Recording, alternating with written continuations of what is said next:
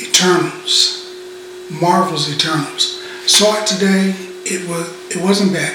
I had seen the early reviews where everyone was saying that it was complete and utter total garbage. It is not complete and utter total garbage.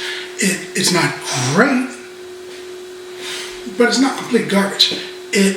Marvel makes blockbusters. They've been banging out blockbusters. And every once in a while they make a movie that's a stepping stone. It gives you some information. It builds for the next thing to come. This is building for the next thing to come. It looks like there's going to be another movie, at least another 2 movies that's going to connect with this one. They introduce some more characters.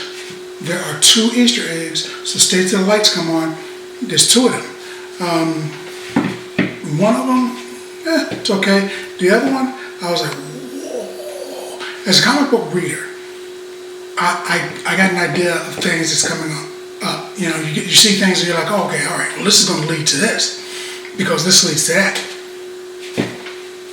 If you're a cook and you see somebody going to the kitchen with some bowls, you're like, go on. And then they bring powder, and you're like, okay. And then sugar, and then they got whips and stuff to stir it up, and they got some eggs, and then over to the side they've got icing. You can deduce that they're making a cake. You can figure that out because you see the steps, because you're a cook and you know how it works. As a comic book guy, an honest to God comic book guy, I see certain things and I'm like, go on, because I know what's coming next. They introduce a character who's basically the Robin or the sidekick to another character that a lot of people have been waiting for. I can't wait for that.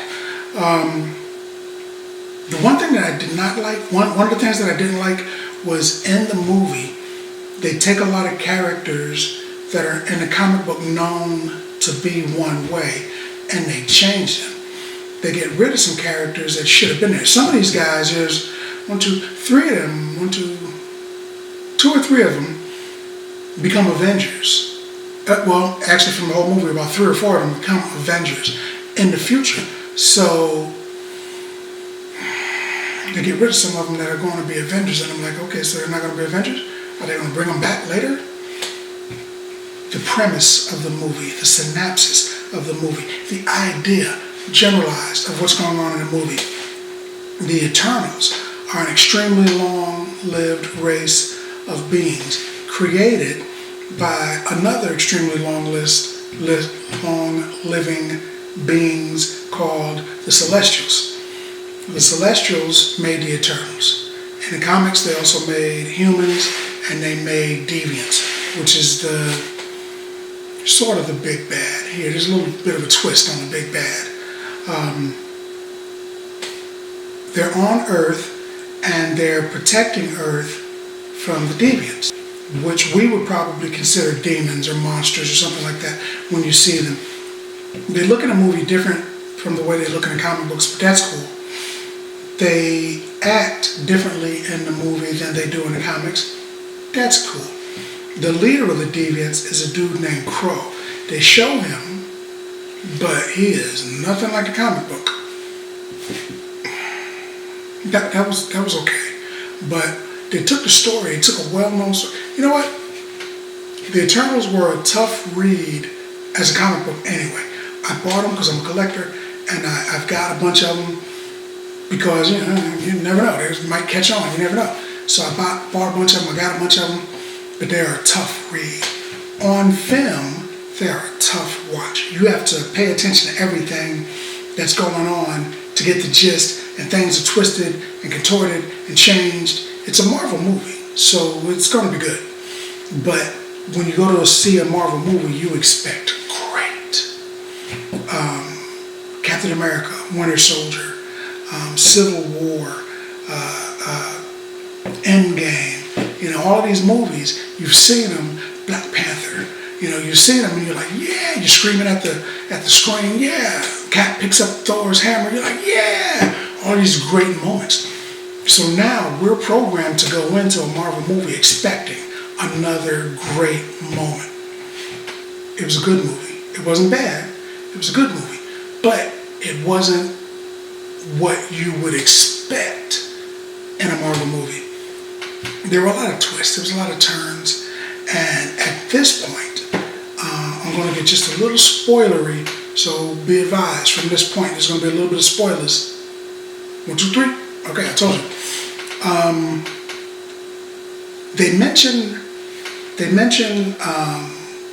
Superman a few times. They even called him Clark a few times. So I'm like, wow, they just straight up mentioned Superman. They touched on the DC universe a couple times. I'm thinking, like when Wonder Woman lassos Superman, she's like, Clark, remember who you are. There's a scene where they're telling one of their own over and over, remember who you are. And all I could think about was Wonder Woman. I'm like, where's the magic lasso, dude? They mentioned at least 3 different times they took jabs at DC. That was kind of cool. It was unnecessary, but it was kind of cool that they at least acknowledged the other universe. I wonder where they're going with that. Is it a one-off or is there something to it? I wonder. Crow, I didn't like the portrayal of him. He's out of all of the deviants, all of them are monstrous looking. He is almost human looking, and he's really smart. And they didn't do that in here at all. They didn't show the difference between him. They did mention other Eternals throughout the known universe. One of them you may have known already is Thanos. He's an Eternal on another planet. There's a few of them. They're going to look for him, and they actually meet one, or one meets them. He comes through, just walks into their ship at the end of the movie. Stay for that.